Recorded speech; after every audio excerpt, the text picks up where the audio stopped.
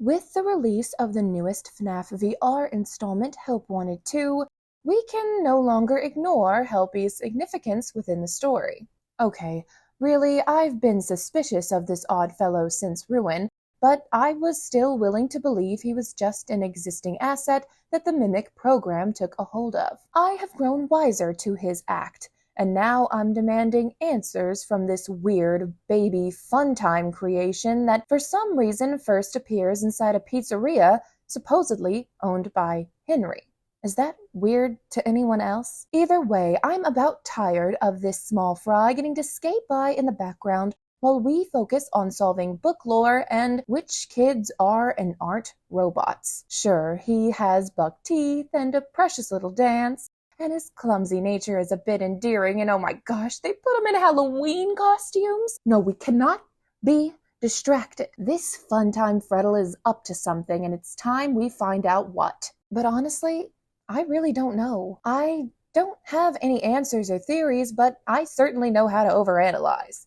So today, we're looking back at every instance of Helpy in these games to at least document everything we know, and maybe then we can begin to figure out who exactly this little bear is helping.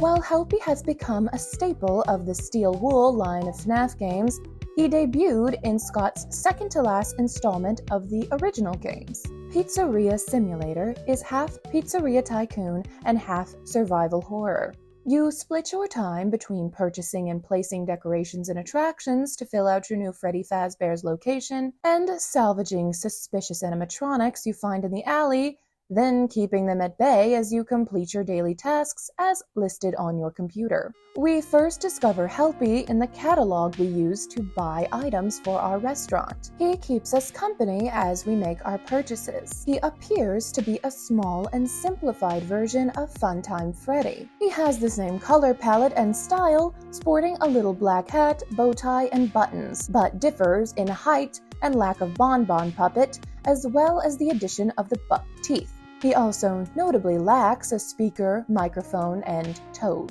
But the catalog is not the end of Helpy's presence in FNAF 6. There are a number of items you can interact with after purchasing, including mini-games that Helpy is often a part of in one way or another. And again, he shows up after we salvage. We get a lawsuit, there's Helpy. Even when we're in the office completing our daily tasks, a little Helpy is there, sitting on top of our monitor. Helpy is kind of weirdly everywhere in this game. He's like the official little mascot of this specific location despite never being introduced or explained. Henry certainly never brings him up. It's like he doesn't know he's there. Though how can you miss him? He's running all over the place. And this is irrelevant, but what qualifications does this animatronic bear have to be looking at our legal documents? Anyway, let's put ourselves back in 2017 before we had any reason to suspect Helpy of wrongdoing. Despite the fact that up to this point we haven't really met an animatronic who's on our side, there was really no reason to think of Helpy as anything more than a companion. The game would, admittedly, feel a bit empty without him there. Sure, we're always alone in these games, but FNAF 6 doesn't have a nightly guide or hand unit or a baby talking us through the game. And yes, we have Henry, but so much of Pizzeria Simulator lives in the simulator end, and Helpy is a great motivator. You get to see him cheer you on as you upgrade your pizzeria, and I mean, the dance. It's giving Animal Crossing, and I'd be lying if I said I didn't find it cute. Helpy adds to the atmosphere of the tycoon parts of the game, and because of that, I think many of us just accepted him as part of the scenery. But were we too quick to trust Helpy's intentions? Well, I would say so, yeah. But I'm getting ahead of myself.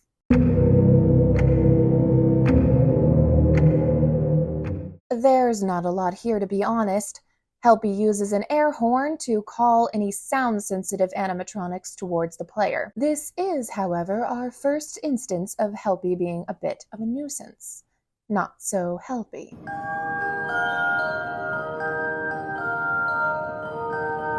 First of all, What a smart decision by Steelwool to bring Helpy into the world of new FNAF. Even if there was no intention of using Helpy in a lore capacity, he is such a great model, and his animations in the game and Dreadbear DLC are welcome additions. In Help Wanted VR, Helpy appears on the level select screen entirely as animations. These preview the gameplay present in each level with a simple animation. Curse of Dreadbear is much the same, with animations being provided for each new game category. However, there are 3 instances of Helpy outside of these menus. One being his appearance at the prize counter, which is likely just that, a prize. 2 being Helpy cutouts that lead us through the secret areas in the Foxy Ride minigame. And another in the base game, which is a little more unnerving. When returning to the level select screen, there is a small chance that the physical Helpy will appear, peeking out from behind your monitor. Note, I understand that everything in this VR game is digital, but just to try to differentiate him from the animations. He looks like the animatronic. Honestly, I'm curious if anyone has ever taken the time to consider how absolutely bizarre this is. Sure, it could simply be a fun jump scare Easter egg. There are others in the game. But this feels so similar to the way Glitch Trap pops in, just watching us. In FNAF 6, his presence was kind of comforting, but here it is very much not. And let's not glance over the cutout Helpy and how his entire function is to send us to the more threatening areas of the Captain Foxy pirate adventure. We are taken to old FNAF locations, backstage warehouse-looking rooms, and even to a boiler room. I know there are real-world rides that function just like this, with hidden rooms if you hit the right targets. But it's still worth noting that Helpy is the one who sends us to these places that seem completely unrelated to the pirate adventure, almost like he's trying to tell us something. Despite the fact that Help Wanted shows Helpy acting a bit suspicious, the fandom still seemed totally comfortable ignoring him. I should say most, because I'm sure someone out there was asking what's up with Helpy. It just never became a large topic of discussion. And to be fair, VR is a less accessible medium than prior installments, and the game introduced a lot of other questions that fairly took priority. So again, we offered Helpy little more than an exclamation of awe and moved on with our lives.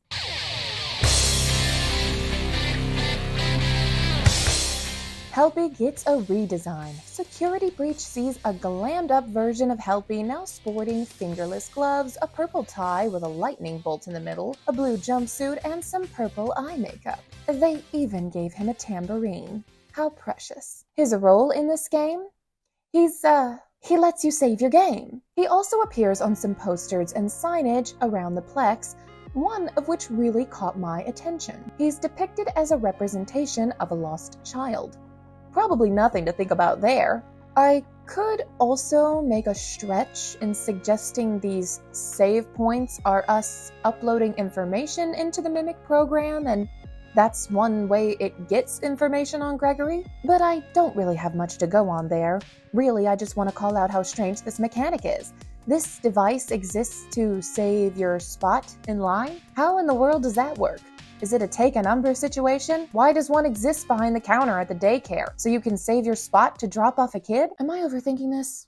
I'm overthinking this. It's a perfectly fine in-game excuse to create save stations for the player, and my suspicious feelings about them come entirely from the fact that they are designed around Helpy, and I think he's a scoundrel.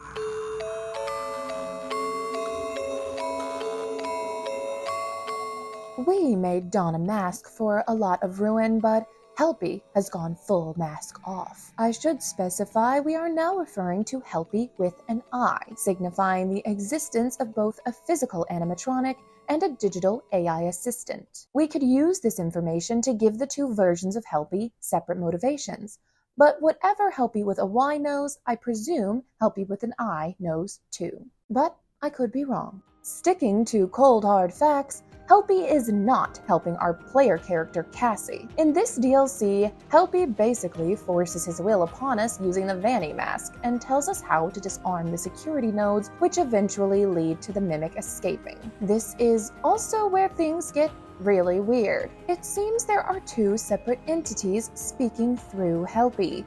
though there is no sure answer to who they are. It is speculated the two influences could be the Mimic 1 and Mimic 2 programs. The normal Helpy is shown with blue eyes, while the more dubious one appears with yellow eyes and a section of purple veins on Helpy's head. I also want to note that this new Glamrock Helpy's muzzle resembles a 5 o'clock shadow. I doubt that this holds much, if any, significance, but it's something I noticed, so I'm pointing it out. Another point worth mentioning is that even blue-eyed Helpy is either unable to detect when a child has donned the mask or is programmed to allow such a thing. The Vanny mask is labeled as a tool used by technicians post-wreckage. Child labor laws not a concern for our little friend? Or is this all just interference from the Mimic program? Ruin sets the precedent for us as players to be fully suspicious of Helpy's presence, which leads us into the currently newest addition in the FNAF franchise. Help Wanted 2 has us playing as an employee going through training to explore all of the wonderful jobs the Mega Pizzaplex has to offer, including sister location.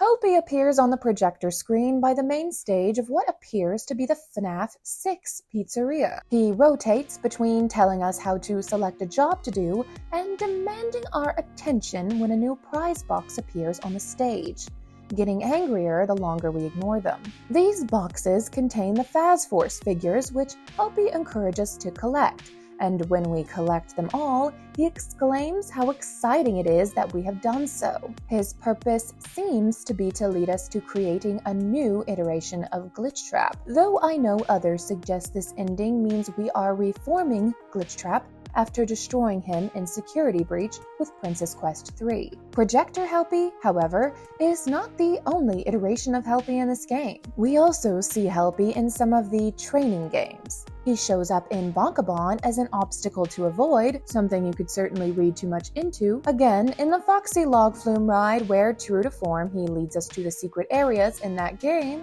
And probably most importantly, he appears in the First Aid game. Here, he appears to us as the animatronic version of Helpy, and we are using him as a practice patient. We put Helpy through a lot here, and even need to use some kind of gas to keep him sedated. Notably, it is not a sedative. Add medical malpractice to the list of Fazbear's crimes. The reason this instance is most important, though, is because this is where we see this green chip. John from FNAF has pointed out the specific lore significance of this chip, but to sum it up, it very well may be the same green chip we removed from Baby in Sister Location. The similarity is certainly undeniable. We also see a drawing of Helpy seeming to run away from the FNAF 6 fire set by Henry that dramatically closes out the game. All of this points to the idea that Helpy has been a bigger player than we originally ever considered. And I am ready for more people to start digging into this. And for now, that concludes what we know about Helpy. But in my research, did I have any revelations? Well, let's go over my thoughts now with all of the information we just discussed. To me, I have all but decided that Helpy was a real animatronic living in the FNAF 6 pizzeria, and from what I can tell, Henry was not aware of this. He leaves us blueprints and tapes about so many other things. This game is a game of answers after all, but Helpy is just there, unexplained. And he surely wasn't built by Henry, right? The fun times are William's creations. His defining features make him fit in with William's designs. And William even has a track record of making tiny animatronics with the Bitty Babs. So what, is Helpy a spy? A spy sent by whom? And how did Baby's chip get put inside Helpy's head? Did we put it there? Why would we do that? There's lots of stuff we don't know. But what we do know is that Helpy escapes the FNAF 6 pizzeria because he does not get trapped with the salvaged animatronics. And if we do play as Michael, as many suggest, and we did put that chip in Helpy, maybe we even counted on that. We believe the chip to be what is good. So if we knew we were about to die, would we still choose to save it, as Baby asked? Again, I didn't come here today with real answers or theories, just a lot of questions. I'm hoping we can now work together to look further into this connection. The pieces are in place for us, and with a little help, I think we can figure this out. Thank you so much for watching. If you enjoyed the video, please give it a like and leave your thoughts about Helpy in the comments below. If you would like to be a part of the nervous system, please subscribe and turn on the bell notifications so you get notifications when I post a new video. I upload every Friday and we talk about FNAF as well as other content related to internet horror. I will attach one of my recent videos where I go over the history of Garfield as a creepypasta horror icon. Thank you again, and I'll see you next week.